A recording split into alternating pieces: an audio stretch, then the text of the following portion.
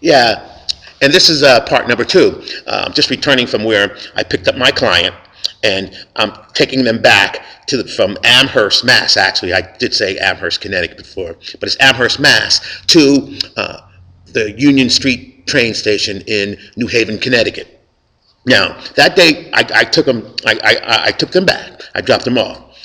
I came back home, but I want to make note. Ever since that day, that they have been tracking me, following me in a car every day. Serious. And what they're using to do this is vehicles which are driven by ex-Vietnam veterans and Army veterans. I know of veterans, what a veteran looks like. That's who they're using to track me.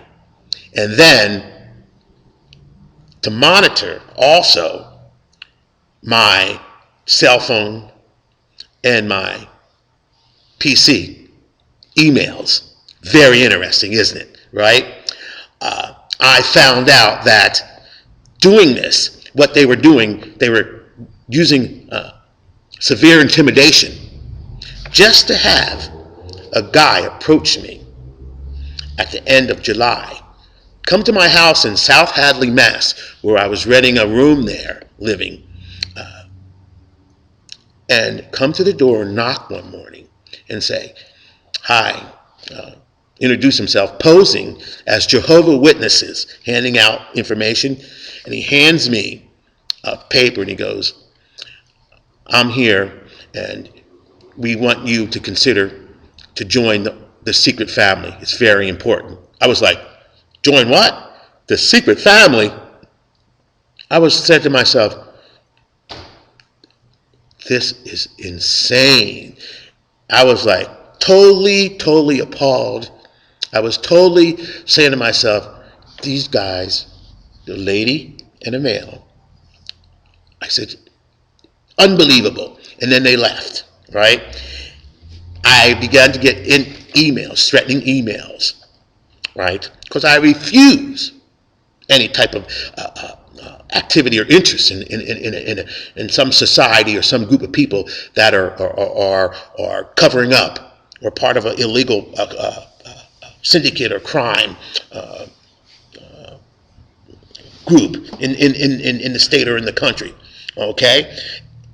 But my emails were interesting, threatening emails, life insurance, your kids, your family, you know what I'm saying, constant. They began to go into where I advertised in Craigslist for my job, for my driving job, with bogus ads, threatening ads like, you're going to carry this box, like the size of a coffin from here. Can you do this? Like, stupid ads to really confuse me. You know what I'm saying?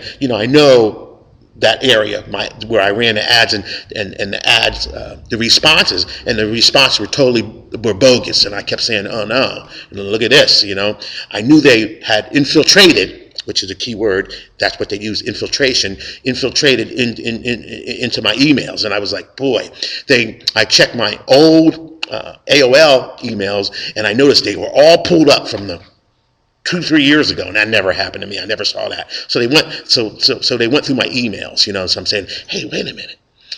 For them to be able to do this, they have to have some type of knowledge. Something must be going on here. So you remember, I'm telling you as I learn, as I go, as I look back.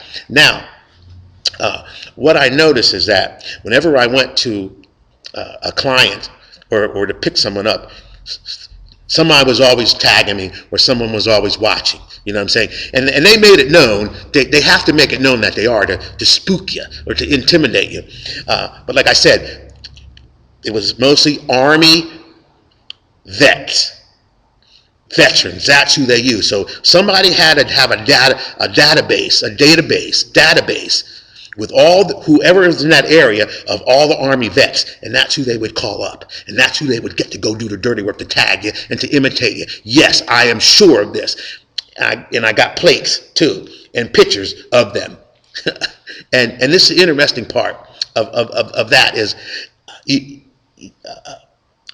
they would have to have the knowledge of every person or to find out wherever you live, who's living in the house, all about them, all your relatives. This is the type of secret society and the type of tracking that they're running with this type of syndicate that's doing this type of work in this country of United States, right?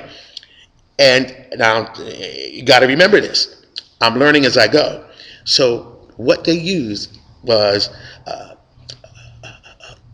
a type of constant intimidation to break you down. So I started, getting a little, I was a little bit confused. I was nervous. I was saying, what's going on here? Because it was still new to me. And so I was a jogger, and I remember jogging and having some guy standing right on the side watching me. That never happened in one area which I would jog. Certain things like that, looking back now, that was strange.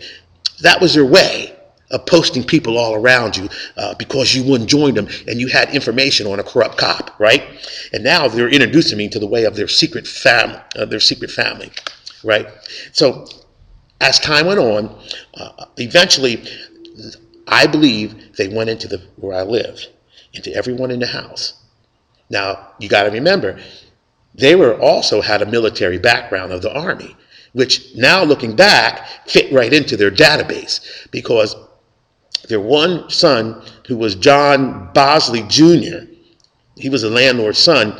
He lived in the house a lot of the time. And I noticed he started having different hours. And there was movement in the house, strange, taking place. And I noticed like he was working, he got a job then. And I noticed that, but he never told me what his job was.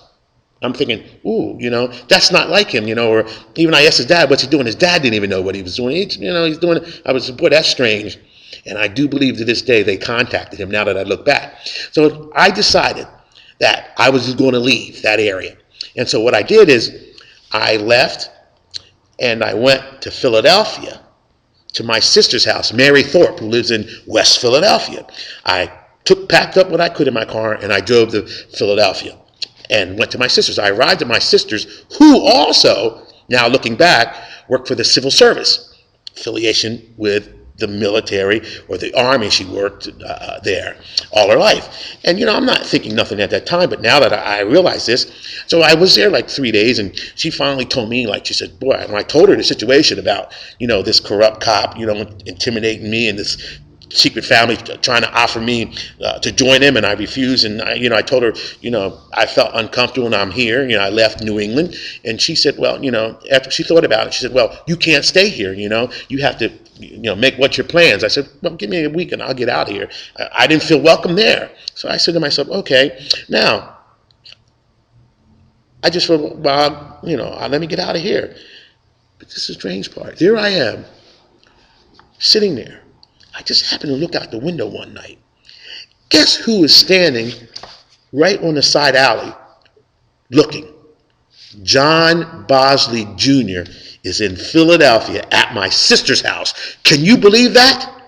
Now, my point is this. How did he know where I went? I never told none of them that I was going to Philadelphia. How did he know, and what was he doing there at night, standing there looking?